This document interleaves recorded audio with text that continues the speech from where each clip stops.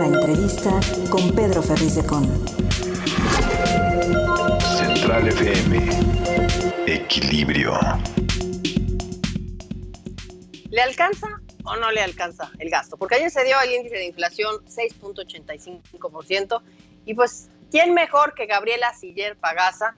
Ella es directora de Análisis Económicos y Financiero del Banco Base, también profesora de Economía del TEC de Monterrey, para que nos explique pues, qué esperamos con esta desaceleración pequeña de la inflación.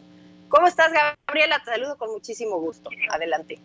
Muy buenos días, Adriana. Muchas gracias por tenerme en el programa. Bueno, como bien mencionas, ya 2 meses consecutivos con la inflación desacelerándose. Todavía continúa en niveles muy elevados, debería de estar alrededor del 3% y está en 6.85%. Más aún si vemos pues mercancías alimentarias, particularmente pues todo lo que tiene que ver con alimentos sigue con una inflación elevadísima, alrededor del 11%, va para abajo. Y bueno, pues lo que está ahorita generando más presión sobre la inflación es el sector servicios, y esta pues generalmente se da por factores internos, por los incrementos en el salario mínimo, que bueno, todo el mundo podríamos pensar que bueno que está subiendo el salario mínimo, pero cuando no viene acompañado de un incremento en la productividad, pues finalmente lo que se ven además son presiones inflacionarias. Y por otra parte también por el déficit elevado fiscal del gobierno del año pasado, 3.4%, el mayor desde el 2015. ¿Hacia dónde va la inflación? Yo creo que eventualmente va a ir disminuyendo y que este año vamos a terminar con una inflación de 5.1%, que parece también una buena noticia, pero todavía estará muy fuera de la meta del Banco de México del 3%, y por esta razón creemos que el Banco de México subirá al menos una vez más su tasa de interés en 25 puntos base, y que ahí la va a dejar ya el resto del año en 11.5%. Y el siguiente año creemos que la inflación va a seguir disminuyendo, pero que será probablemente hasta el 2025 cuando alcancemos la meta inflacionaria del Banco de México, la del 3%. ¿Vamos a alcanzar ese índice del 3%? ¿Tú lo ves posible, este objetivo que tiene Banxico? Fíjate que más bien el Banco de México tiene un rango también como de una inflación como aceptada, ¿no? Entre 2 y 4%, porque el objetivo es 3%, más o menos 1% de error. Y en México más bien la inflación como que converge hacia el 3.5%, y yo creo que sería más bien hacia esa inflación donde pudiéramos estar regresando, pero hasta el 2025. Ahora, las presiones inflacionarias primero se dieron por la pandemia, por todas las disrupciones en cadenas de suministro que se generaron, todas las distorsiones, luego por el inicio de la guerra entre Rusia y Ucrania, que generó presiones al alza sobre los granos, sobre los energéticos, pero ahorita ya no hay nada de eso. De hecho, la inflación en energéticos fue negativa. Inclusive también lo que tiene que ver con granos, todos los agropecuarios, pues también tuvieron una inflación a la baja. Más bien las presiones se están dando por el sector servicios. Si no estuviéramos viendo presiones en el sector servicios, pues ya la inflación estaría mucho más abajo. Y esta inflación en el sector servicios, como te comentaba hace un momento, pues tiene que ver con factores internos. Ya no le podemos echar la culpa a otra cosa. Y ahí no hay de otra más que el Banco de México siga subiendo su tasa de interés para combatir la alta inflación. Aprovechando que estás aquí, Gabriela, no quiero perder la oportunidad para preguntarte cómo viste esta estrategia que se dio a conocer ayer entre, lo que está proponiendo López Obrador en esta alianza con países latinoamericanos, justamente para firmar un acuerdo y combatir la inflación juntos. Y justamente hablaba eso, de que sube el salario, pero pues si los precios suben más, cada vez vamos peor. ¿Tú crees que esto pueda ayudar a México para combatir la inflación? O sea, ¿lo ves como algo factible, lo que está tratando esta estrategia de López Obrador con los países latinoamericanos, o no va a tener resultado? ¿Qué opinas tú, Gabriela? No, yo creo que no va a tener resultado, que va a ser algo similar a lo del PASIC, donde se ve una buena intención, pero que queda hasta ahí. Al gobierno más bien pues le compete que haya crecimiento económico para que la gente esté en una mejor situación para enfrentar la alta inflación. Por ejemplo, con el PASIC, lo único que podríamos decir que realmente benefició a la inflación fue el estímulo al precio de la gasolina y al diésel. Pero finalmente el gobierno terminó generando un alto déficit fiscal que, por otro lado, eso generó presiones inflacionarias. Entonces, no creo que esto vaya a tener un resultado realmente sobre la inflación. Y bueno, pues hay que recordar que además a quien le compete combatir la alta inflación es al Banco de México y lo está haciendo a través de los incrementos en la tasa de interés. Y bueno, pues al gobierno más bien tendría que estarse fijando en generar un mayor crecimiento económico. ¿Cómo puede darse esto? Pues a través del gasto público. Inclusive también si quisiera ayudar a la inflación, yo creo que sería, bueno, pues con un ejercicio adecuado del gasto público, no generar un mayor déficit, y para esto pues también yo creo que tendrían más bien que cambiar la forma como están haciendo el presupuesto para el siguiente año, porque traen datos muy optimistas que pueden estar sobreestimando los ingresos que van a recibir, pero por otra parte también pudieran estar subestimando los egresos, particularmente los intereses, porque están asumiendo que la tasa de interés se va a recortar en 300 puntos base. Y si bien todo el mundo esperamos que en el 2024 el Banco de México empiece a hacer recortes en la tasa, pues serán de 25 o 50 puntos base, no de 300 puntos base. ¿Cuándo es esta reunión del Banco de México para ya decidir cuántos puntos base sube para decirlo así, incrementar el precio del dinero? ¿Cuándo es esta reunión?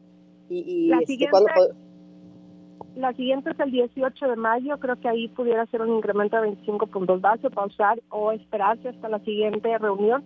La cosa es que yo creo que ya está cerca el fin del ciclo alcista, pero que sí van a subir al menos una vez más, sobre todo por lo que estamos viendo en el sector servicios aquí en México, con una alta inflación. ¿Sector servicios se está desacelerando, dices? No, el sector servicios está mostrando una alta inflación, inclusive, por ejemplo, que tiene que ver con transporte aéreo, pues ayer se publicó una inflación mensual de 25.99%. Si lo anualizamos, es decir, si todos los meses se comportara igual, sería el equivalente a una inflación de 1.499%. Y bueno, pues esto tiene que ver también con algo de presión por los paquetes que se generan para Semana Santa, pero el resto, todo lo que tiene que ver con el sector servicios está enfrentando una alta inflación, te digo, precisamente por factores internos, donde, bueno, pues vemos como una escalada en los precios, como un efecto dominó, donde sube el salario mínimo, suben los precios, y bueno, pues el salario mínimo había subido también porque subieron los precios, pero cuando el incremento en el salario mínimo, que luego también provoca incrementos en los salarios contractuales, no viene acompañado de un incremento en productividad, sino simplemente se sube así el salario porque sí, pues termina generando presiones inflacionarias. Esto es algo que está muy bien documentado en la teoría económica y que finalmente se termina viendo como esto que estamos observando en México, ¿no? Donde hay presiones inflacionarias importantes en el sector servicios y que pues esto nada más se puede combatir subiendo la tasa de interés. Ya nada más para finalizar, esta pobreza laboral, el índice de pobreza laboral que pues va ahí ligado con este asunto, ¿es grave el índice que tenemos en México con este tema? Sí, desafortunadamente en México casi el 40% de la población está en pobreza laboral, que significa que no puede comprar ni siquiera una canasta alimentaria básica.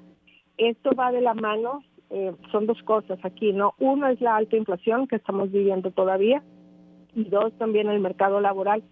Y aunque en el mercado laboral ya se terminaron de recuperar las cifras que se tenían antes de la crisis del COVID, esto no significa que estamos en un óptimo, porque casi el 50% de los ocupados están en la informalidad, donde pues no hay prestaciones de ley, y obviamente esto termina afectando los ingresos de las familias mexicanas. También yo creo que por eso es tanta gente que se va a Estados Unidos a trabajar, y esa es la razón también por la cual las remesas pues se siguen incrementando mes tras mes tras mes, alcanzando niveles máximos históricos cuando se ve el acumulado de los últimos 12 meses. Pues algo que no podemos presumir, por supuesto, ¿no? Ya finalmente, Gabriela, este anuncio que se da por parte de la Organización Mundial de Comercio, que pronostica que se va a desacelerar el comercio mundial en 1.7% del 2023, ¿esto qué tanto le puede pegar o afectar a México? De manera significativa, sobre todo porque en el caso de México dependemos mucho de la economía estadounidense y dependemos mucho de las exportaciones. El 40% del PIB son exportaciones, de las cuales el 80% va hacia Estados Unidos, y Estados Unidos ahorita pues se enfrenta a una alta probabilidad de una recesión, precisamente por los incrementos en la tasa de interés y por el problema bancario que tuvo también en el mes de marzo. Y bueno, pues si Estados Unidos cae en recesión, o aún y cuando se desacelere, pues obviamente esto le va a pegar a las exportaciones mexicanas, y por eso creemos que después de haber crecido 3% el PIB de México en 2022, este año crecerá alrededor del 1.7%. Esto contemplando una recesión leve en Estados Unidos. No creemos que la recesión sea moderada y mucho menos que se vaya a generar una crisis. Pero si la recesión llega a ser moderada, pues obviamente el crecimiento económico de México también será menor. En los últimos años, sobre todo la etapa de la recuperación post-COVID, lo que vimos fue que México, el impulso económico, casi vino todo de Estados Unidos por la parte de las exportaciones. Entonces, si Estados Unidos baja su tasa de crecimiento, pues obviamente aquí también impactará. ¿Tu pronóstico? ¿Va a haber esta situación en los Estados Unidos? ¿Tú crees que veamos esta recesión en Estados Unidos? ¿La ves a la vista? Sí, yo creo que sí. Es muy probable una recesión que inicie en el verano, si no es que ya están en recesión. Sobre todo, pues esta semana hemos visto que se publican indicadores económicos relevantes. El ISM manufacturero, 46.3 puntos, allá debajo de 50 implica que está en contracción ese sector. Históricamente, pues también cuando ha llegado a los 44 puntos durante 2 meses seguidos es porque están en una recesión o están ya a punto de iniciar una recesión. Ahorita está en 46.3 puntos y si sigue la tendencia a la baja, pues entonces ya están las condiciones para una recesión. Entonces, yo veo como un 70% de probabilidad de que vayan a caer en recesión alrededor del verano. Si no es que ya están en recesión. No, pues ya está a la vuelta de la esquina. Pues veo que coincides con muchos economistas aquí en Estados Unidos que también pronostican como ya algo que es inminente. Y aquí la cosa es qué tan profunda va a ser, ¿no? Ahí ya, de que va a ser, pero pues la clave pues va a ser aterrizar ese avioncito sin muchas maniobras, así como lo trata de hacer, ¿no? Jerome Powell. Vamos a ver, esperemos que no nos afecte mucho. Gabriela Siller Pagasa, te agradezco muchísimo el que hayas estado con nosotros explicándonos todo esto, porque pues la gente lo único que percibe es que ya no le alcanza. Pero bueno, hay que ver los números, por supuesto, de especialistas como tú para entender qué es lo que está pasando. Gabriela. Gracias a ti, Adriana, por tenerme en el programa. Que tengas bonito día. Muchas gracias. Informar es nuestro compromiso. Opinar, nuestra responsabilidad para generar la tuya. Soy tu amigo Pedro Ferriz de Con y desde hace más de 47 años he estado marcando el cambio que México necesita. Mantente en equilibrio en Central FM para que juntos podamos entender todo aquello de lo que te informas. CentralFMequilibrio.com. Te espero para cambiar a México. Central FM Equilibrio, marcando el cambio que México necesita.